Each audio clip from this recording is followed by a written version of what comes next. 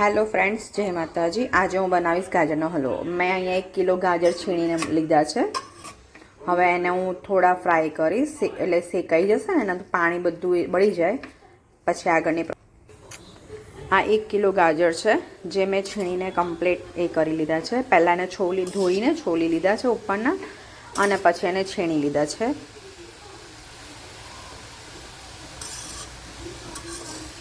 હવે એનું બધું પાણી બળી જાય ત્યાં સુધી, પાણી બળી જાય થોડો એનો કલર ચેન્જ થાય પછી આપણે એમાં દૂધ ને ખાંડને નાખીશું। જો ફ્રેન્ડ, તમે જોઈ શકો છો કે એનું બધું જ પાણી હવે બળવા માંડ્યું છે,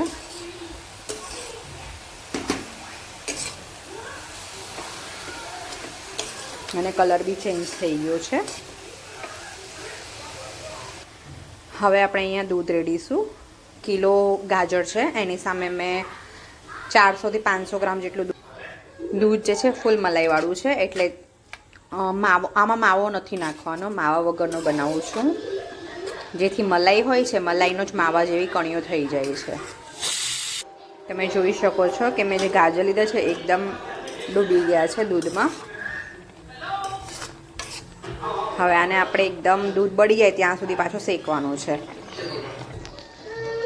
જુઓ ફ્રેન્ડ્સ, મારું દૂધ હવે થોડું થોડું બળવા માંડ્યું છે। ગાજર એકદમ મુલાયમ થવા માંડ્યા છે, તમે જોઈ શકો છો। જુઓ ફ્રેન્ડ્સ, મારો ગાજરનો હલવો એકદમ થવા માંડ્યો છે ફટાફટ, બરાબર છે। હવે આને આપણે દૂધ ઓછું લેવાનું કારણ એક જ છે કે આપણે એને પહેલાં શેકી લીધું છે, પહેલાં શેક્યો છે એટલે એનું બધું પાણી બળી ગયું છે ગાજરનું, અને પછી આપણે દૂધ નાખીએ એટલે એનું દૂધ ઓછું આપણે આમાં વપરાય છે।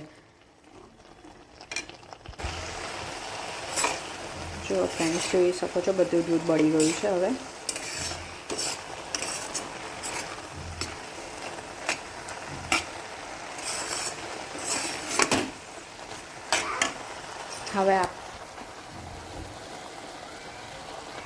હવે આપણે આમાં મલાઈ નાખીશું। જે દૂધની આપણે મલાઈ જામે છે ને ઉપર, એ જ મલાઈ છે, એક્સ્ટ્રા કોઈ બીજી બહારની વસ્તુ નથી।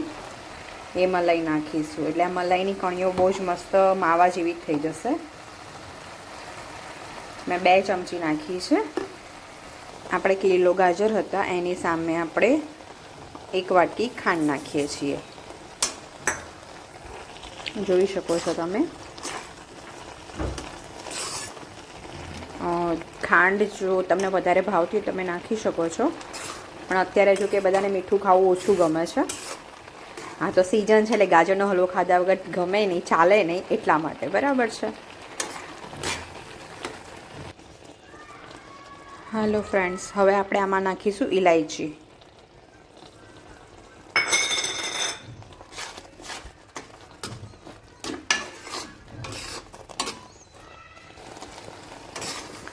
જો ફ્રેન્ડ્સ, જોઈ શકો છો હવે મારો ગાજરનો હલવો ઓલમોસ્ટ છૂટો થવા માંડ્યો છે।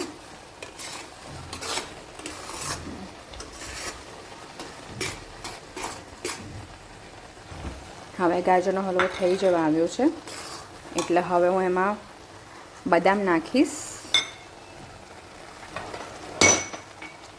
અને કાજુ નાખીશ।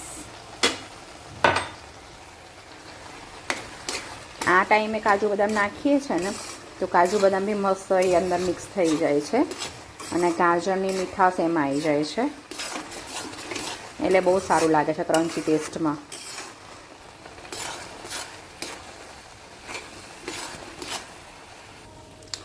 જો ફ્રેન્ડ્સ, તમે જોઈ શકો છો આ ટાઈમે છે ને તમારે નીચેને હલાવવાની, તો નીચે ચોંટી જશે ને તો પછી એનું ટેસ્ટ આખો થઈ જશે, એટલે તમારે થોડું નીચેથી તૈયાર આપણો હલવો બનતા આઈ થિંક અડધો કલાક જેવું થયું, 30 થી 35 મિનિટ જેવું થઈ ગયું છે। બધા કુકરમાં બી બનાવે છે જે 10-15 મિનિટમાં બની જાય છે, પણ મને કુકરનો ટેસ્ટ નથી સારો લાગતો, એટલે હું આવી રીતે બનાવું છું। અને આ બધું ધીમી પ્રોસેસમાં કરવાનું। શરૂઆતમાં તમે ફાસ્ટ ગેસમાં કરી શકો છો, પણ હવે થોડું ધીમો ગેસ રાખશો તો સારું એ થશે એને।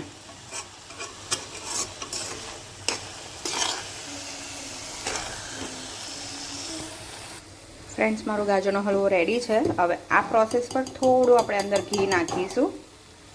જો પહેલાં મેં શેકવા માટે થોડું નાખ્યું હતું, ફરીથી થોડું 1 ચમચી જેટલું નાખી દઈશું.